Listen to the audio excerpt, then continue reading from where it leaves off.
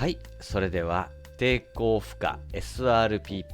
3欠5欠切り替え式 6L6 シングルアンプの製作第2回目スタートしたいと思います。今回はですね、部品の購入のところをご紹介したいと思います。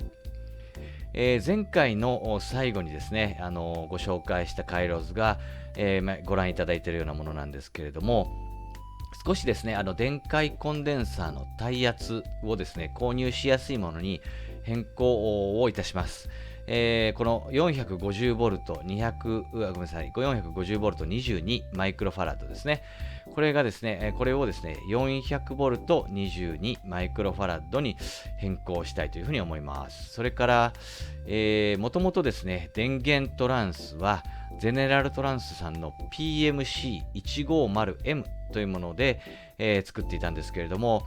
ちょうどですね、うちに、これよりも1段階、2段階ぐらいですね、電流容量の大きなトランスがですね、使われることなく余っている状態なので、今回はですね、そのトランスを使わせていただくことにしたいと思います。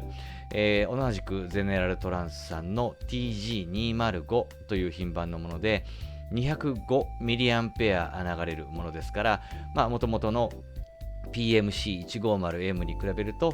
2サイズ、3サイズ大きいかなという感じなんですけれども、こちらを使って進めていきたいと思います。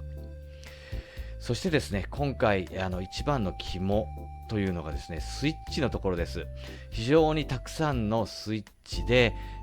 回路を切り替えるというコンセプトで進めているんですけれども、このスイッチですね、例えばカチンカチンとするようなトグル型のスイッチ、トグル式のスイッチですとですね、意図しないところでこう切り替えてしまったりする恐れもある。それから電源が入ったところで切り替えたりすると、いろいろとですね、こう部品を壊してしまったりというようなことがあって良くないんじゃないかと思って考えた末にですね、思いついたのがこちらです。ケースの内側にピンヘッダーとジャンパーピンでですね、こう差し替える形のスイッチを実装してみてはどうか。これならばですね、意図せずに切り替えてしまうということはあまりないですし、ケースの内側ですから必ずこうボディを裏返さないとアクセスできないということなので、あまり電源を入れてですね、ヒーター熱々の状態でアンプを裏返すというのは考えにくいですから、こういったうっかりした事故みたいなものを防げるんじゃないかと考えたわけです。もう少し具体的にご説明しますと、ケースの内側にユニバーサル基板を置きまして、そこにこのピンヘッダーを挿しますと。そのピンヘッダーをですね、スイッチに見立てて、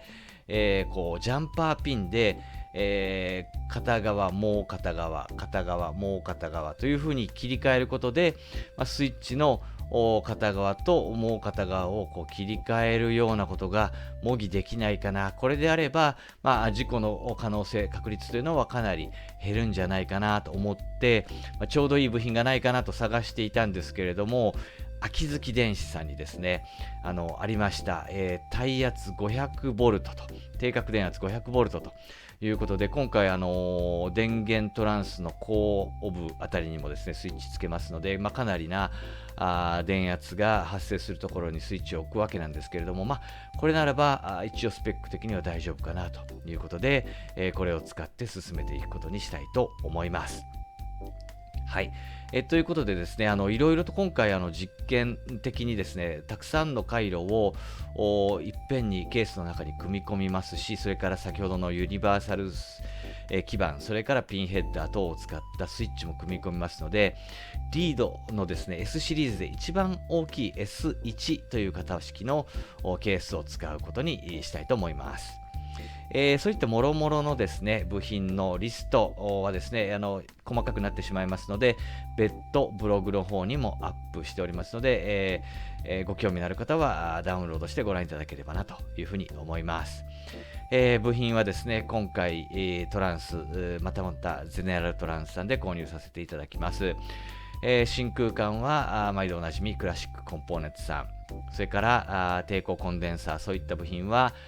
戦国電商さん、そして、今回の肝になります、ピンヘッダーとかですね、ジャンパーピン、こういったものは秋月電子さんで購入したいというふうに思います。それではですね、部品を購入して、引き続きケースの加工、そういった作業に進んでいきたいと思います。はい、ということで、部品が揃い始めました。リードの S1